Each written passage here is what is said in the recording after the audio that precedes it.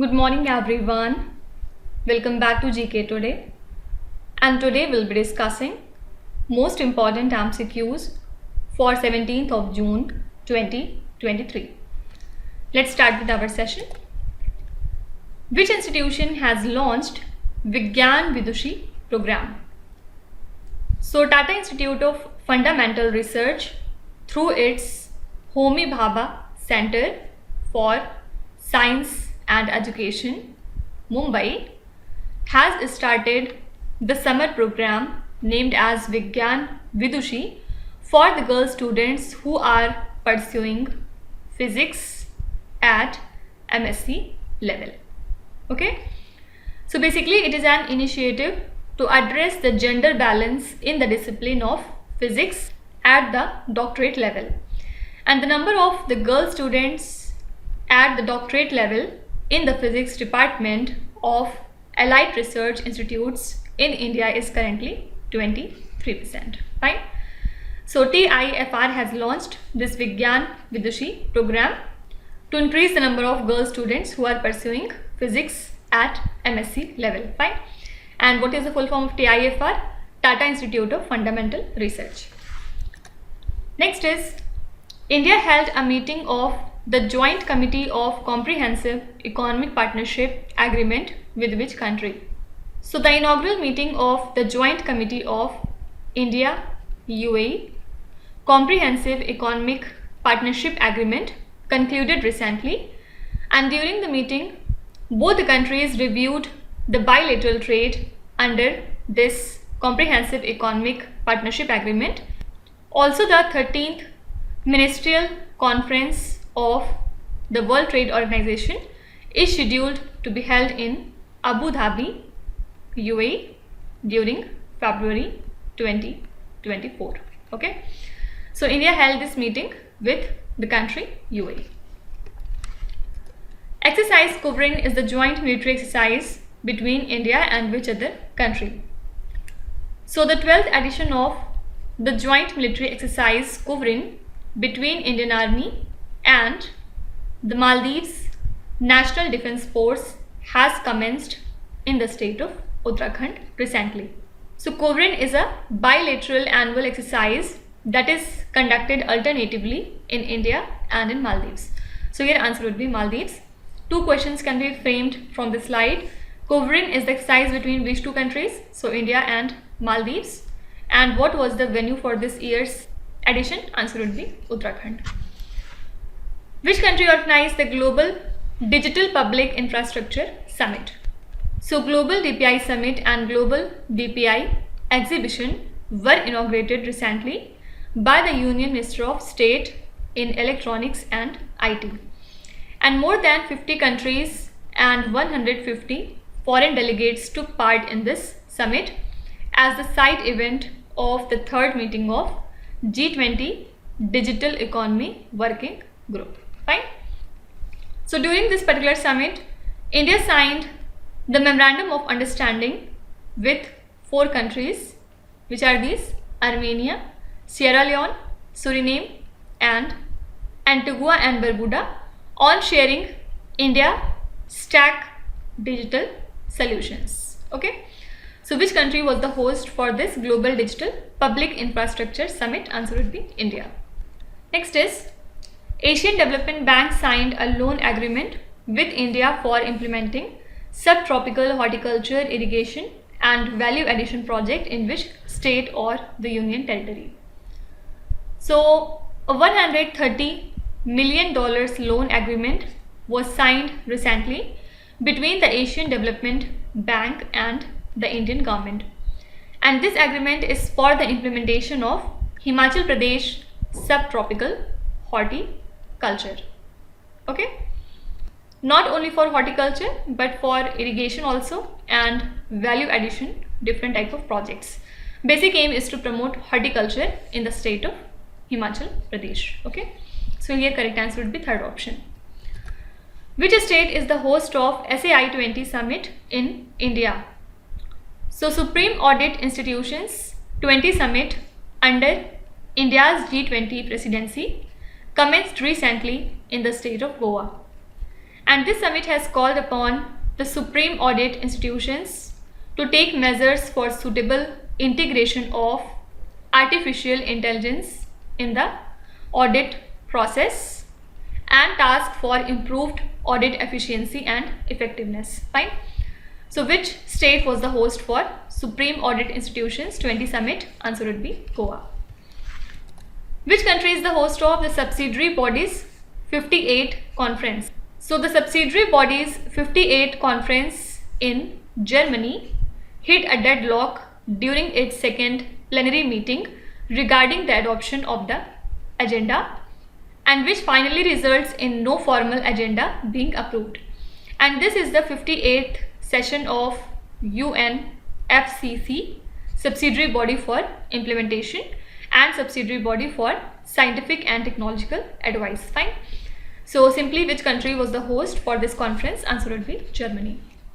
One more thing, recently the Global Slavery Index 2023 was published, and as per this index, on any given day in 2021, nearly 50 million people were living in modern slavery. Okay, and of these 50 million, 28 million suffer from forced labor and 22 million from forced marriages. Also from these 50 million, 12 million are children. Okay, not only this, India has 11 million people in modern slavery. Simply you can be asked that as per the Global Slavery Index, which has been released recently, how many people are living in the modern slavery in India? Answer would be 11 million. Dubri Port is a key river port located in which Indian state? So Dubri Port is a key river port in the state of Assam, and the Union Minister of Ports, Shipping and Waterways, Mr. Sarbanand Sonowal, has announced infrastructure upgrade at this port recently.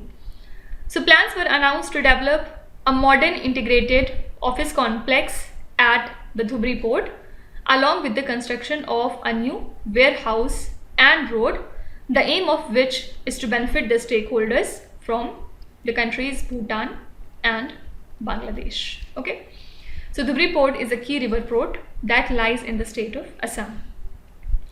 Also, can you tell me the Chite Lui River flows through which state or the Union Territory?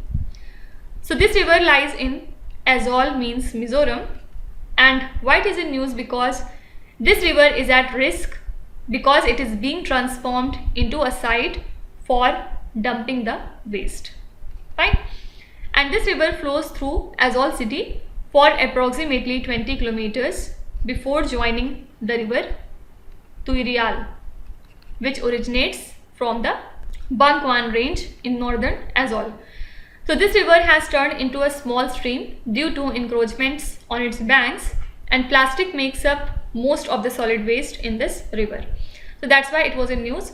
You can be asked that this river flows through which state? Answer would be Mizoram. Which rocket is said to be used for the launch of Chandrayaan 3 mission?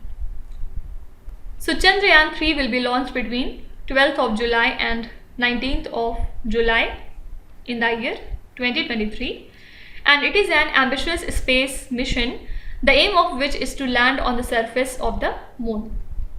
And the rocket LVM-3 is going to be used for this launch, and its assembly is being undertaken. So the upcoming launch intends to demonstrate end-to-end competence in safe lunar landing and exploration, obviously. Fine. So this LVM-3 rocket would be used for the launch of Chandrayaan 3 mission. Which institution created an internal model to produce an export leading index specifically for India? So export leading index actually predicts the growth of the country's exports by considering various and different type of external and internal factors on a quarterly basis. So Exim Bank has created an internal model to produce an export leading index specifically for India, which would enable the tracking and prediction of India's export trends on a quarterly basis. Fine. So here answer would be Exim Bank. Next question is, which institution has established the NRL Center of Excellence for Sustainable Materials Translational Facility on Bioplastic? So IIT Guwahati has set up this NRL, which is the Center of Excellence for Sustainable Material Translational Facility on Bioplastic, and aim is to work towards the development of environment friendly sustainable plastic. Fine. So answer would be IIT Guwahati. The Indian government has put forth stock limit on which food product for the first time in 15 years. So Indian government has put forth the stock limit on wheat for the first time in last 15 years, and this stock limit has been imposed until 31st of March 2024.